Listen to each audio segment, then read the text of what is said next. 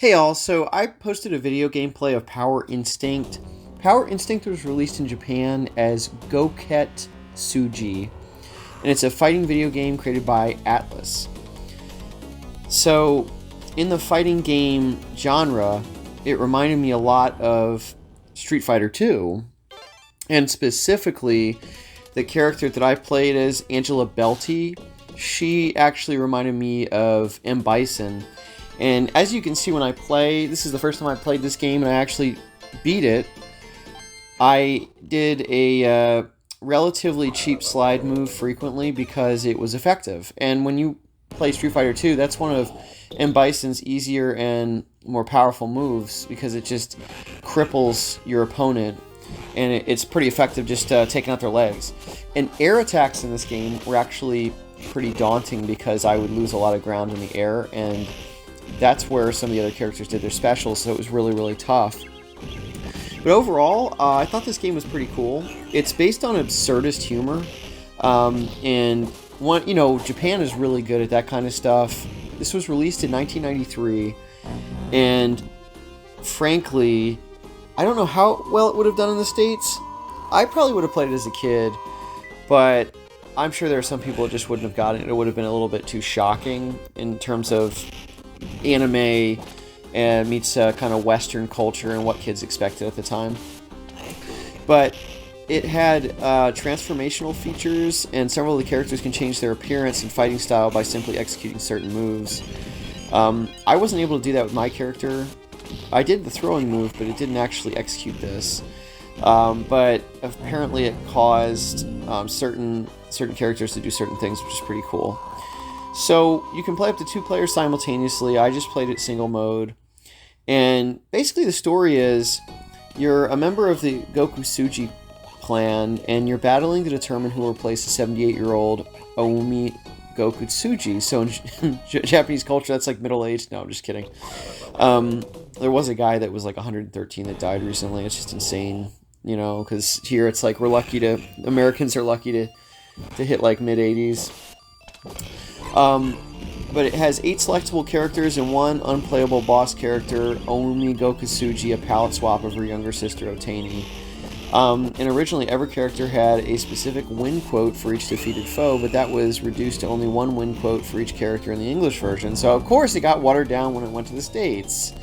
But frankly, it was still fun for me to play. I mean, there is no way I'm going to learn kanji, hiragana, katakana again. I took Japanese in high school, and it's a beautiful language. And while dialoguing isn't terribly difficult for me to pick up, the kanjis are just so impossible for me to memorize. There's just so many of them, and that's a personal fault that I have, and it just takes a lot of practice. But anyway, that means when I play foreign games, I am probably going to play the English port, unless it's something that's pretty straightforward and I don't need to read. But I like to read, so anyway, just wanted to warn you all there. So this game was ported to Super NES and includes some new play modes: verse battle, practice mode, time attack. I just played through the game. And they have a life attack that consists of defeating as many opponents as possible with just 1 life bar. So that's kind of cool. And they also had a Mega Drive version, which has a Battle Royale mode where 1 or 2 players can select a team with an option to hide the characters being chosen so they are not revealed until the fight. So that's kind of cool. So, Angela Belty, the character I played as, an Italian strongwoman. So she kind of looks like Andre the Giant meets She-Hulk. Big fan of She-Hulk, actually. I see from me posting some of the comic stuff. Although she has a very rough lifestyle and loves her heavy metal music, Angela Belty is very passionate and tends to fall in love easily. She is very tall and very strong, even stronger than most men, as revealed in her ending. Quite a bon vivant woman. Falls in love easily. Interesting. Maybe that's because she has too many grappling moves. That's intentional. I don't know. Then they've got other characters. Annie Hamilton. I'm just going to read through them. Keith Wayne. Otani Goku Tsuji, which is an important name. Aoumi Goku Tsuji, which is an important name. Reiji Oyama. Saizo Hattori. Thinyan, Chinese. So it's a Chinese character. It's a violent Shaolin monk with obscene desires.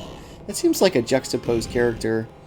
This religious man studied ancient rituals to gain mystic powers and will do everything to get what he wants, whether it be woman, food, or money. But that's kind of counterintuitive. Shaolin monks don't do that, so I mean, this is an absurdist, shocking style of game, so that would make sense that they would do something like that. But it's really interesting. And then White Buffalo was kind of like your token character. Street Fighter, it was T-Hawk, so they had a character that had almost the same level.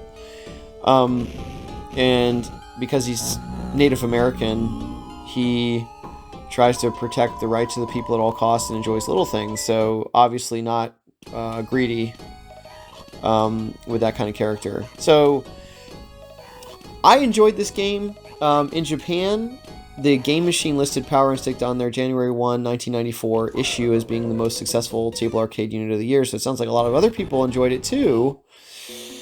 And it's been compared to Fatal Fury, but it falls short when judged out west. So that doesn't surprise me, because playing it, I kind of figured Western folks wouldn't be ready for it. We're not ready. We're not ready for that kind of stuff. And I hail from the U.S., so I'm kind of throwing myself in that Western pool. And it says for arcade systems, it was Cave first generation. So overall, definitely try this out. It's a fun game, and if you like Street Fighter, you'll like this. The PlayStation version retitled Gokutsuji Ichizoku 2 Chatodaki Saiko. That's a tongue twister. It was only released in Japan. Yeah, the title would make it so it's only releasable in Japan. That's really hard to say.